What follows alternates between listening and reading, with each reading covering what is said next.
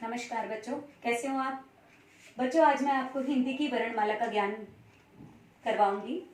सबसे पहले मैं आपको बता दूं बेटा, हिंदी की वर्णमाला में स्वर होते हैं और व्यंजन होते हैं। हिंदी की वर्णमाला में 11 स्वर होते हैं और 35 व्यंजन होते हैं। सबसे पहले हम स्वरों की बात करेंगे। सबसे पहला हिंदी का स्वर है छोटा अ, आ, इ, उ, ऊ, री, ए, ओ, औ। ये हमारे 11 स्वर हैं। इनके बिना कोई भी शब्द पूर्ण रूप से नहीं बन सकता। स्वरों का मतलब क्या होता है बेटा? स्वरों का मतलब होता है वो ध्वनियां जो वर्णों के साथ लगकर एक शब्द का निर्माण करती हैं। आगे मैं आपको बताऊंगी व्यंजनों के बारे में। हमारे हिंदी की पुस्तक में 35 व्यंजन हैं बेटा, और इन 35 व्यंजनों को अलग अलग वर्गों में बांटा हुआ है।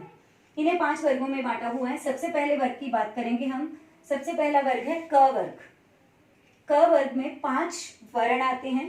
क, ख, ग, घ, ण। इसे क वर्ग क्यों कहा जाता है बेटा? जब हम क वर्ग के वर्ण बोलते हैं तो जो हमारी जीभ है, जो हमारी जिह्वा है, वो हमारे दांतों के ऊपर वाले हिस्से पे लगती है। अगर आप सभी वर्ण बोलेंगे तो आपको पता लगेगा क, ख, ग, घ, ड़। आपकी जीभ आपके दांतों के ऊपर वाले सिरे पे आगे लगेगी। दूसरा वर्ग है बेटा च वर्ग। च वर्ग में भी 5 वर्ण आते हैं।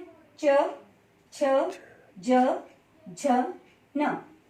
इनमें क्या फर्क है बेटा क वर्ग से? च वर्ग में आपकी जीभ आपके तालुए के ऊपर वाले हिस्से पे लगती है। तालुए के मतलब तालुआ को स्पर्श करती है। सभी वर्ग ऐसे बोले, सभी वर्ण ऐसे बोल जाते हैं च, छ, ज, झ, न।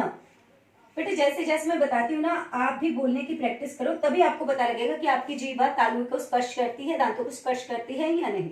इससे आपको याद करने में भी बहुत आसानी होगी। तीसरे वर्ग की हम बात करेंगे। तीसरा वर्ग है बेटा ट वर्ग। ट वर्ग में भी 5 वर्ण हैं। ट, ठ, ड, ढ, ण। इन 5 वर्णों को जब हम बोलते हैं तो जो हमारी जीवा है वो ऊपर वाले तालुए को पूर्ण रूप से स्पर्श करती है। मेरे साथ बोल के देखिए, ट, ठ, ड, ढ, ण। ऊपर वाले हिस्से पे लगती है। चौथा वर्ग है बेटा त वर्ग। त वर्ग में भी 5 वर्ण आते हैं। त, थ, द, ध और न। जब हम इन 5 वर्णों को बोलते हैं तो जो हमारी जीभ है वो हमारे दांतों के बीच में आती है। त, थ, द, ध, न। पांचवा वर्ग है बेटा प वर्ग। प, इसमें भी 5 वर्ण हैं। पहला वर्ण है प, फ, ब, भ, म। जब हम इन 5 वर्णों को बोलते हैं तो हमारे दोनों होंठ आपस में जुड़ जाते हैं। आप मेरे साथ बोलने की प्रैक्टिस कीजिए। प, फ, ब, भ, म। ठीक है बेटा। उसके बिना हमारे और भी वर्ण हैं जिन्हें किसी भी वर्ग में नहीं डाला गया है।